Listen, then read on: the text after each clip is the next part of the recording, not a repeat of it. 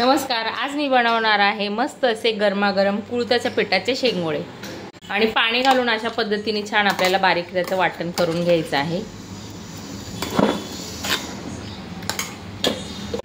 इथे घ्यायचं आहे कुळथाचं पीठ, याच्यामध्ये टाकायचं आहे मीठ चवीप्रमाणे आणि शेंगोळ्यांना मीठ थोडंसं जास्तच छान लागतं। तिखट टाकायचं आहे, जे वाटण करून घेतलेले आहे ते ॲड करायचं आहे आणि याचा घट्ट गोळा बनवून घ्यायचा आहे।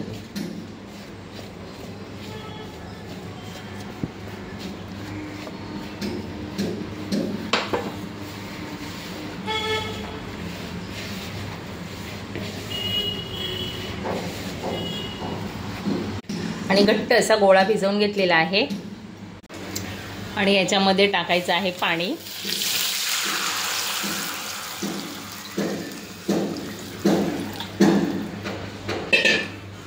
आणि पाण्याला छान उकळी घ्यायची आहे।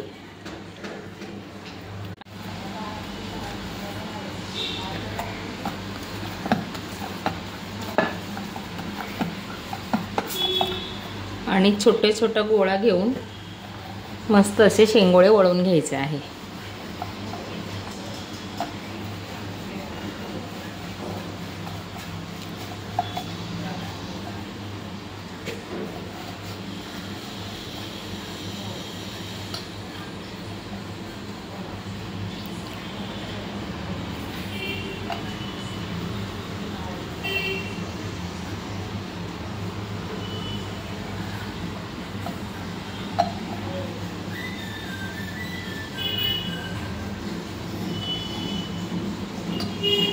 ह्या पद्धतीने असे छान शेंगोळे आपण बनवून घ्यायचे आहे।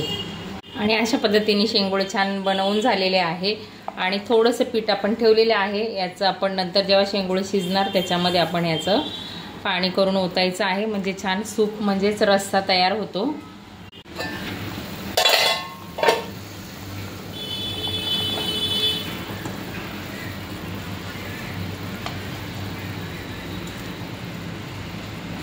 आणि शेंगोळे शिजत आले की हे जो पिठाचा आपण गोळा ठेवलेला होता तो छान असा मिक्स करून घ्यायचा आहे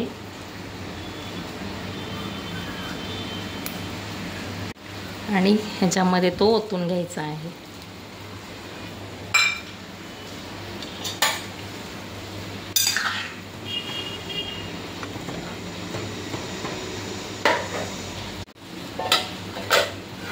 अर्ध झाकण ठेवायचं आहे।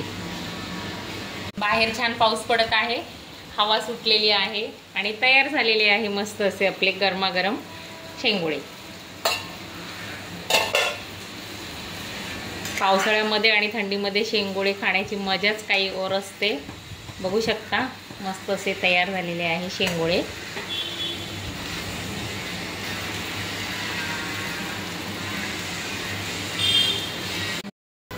आणि बघू शकता गरमागरम शेंगोळे तयार झालेले आहे मस्त असे आणि छान असा रसाही तयार झालेला आहे।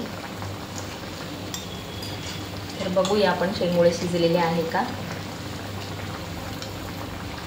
तर हे बघा छान असे शेंगोळे शिजलेले आहे।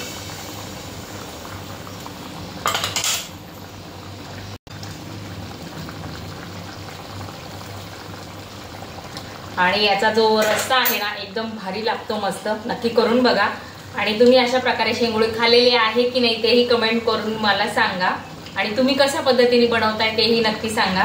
तर आपण आता बघूया।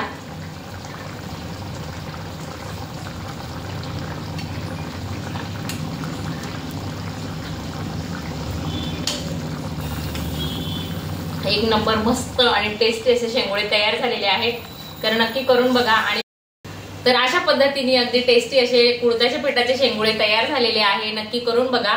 आणि हा व्हिडिओ तुम्हाला कसा वाटला कमेंटमध्ये नक्की सांगा।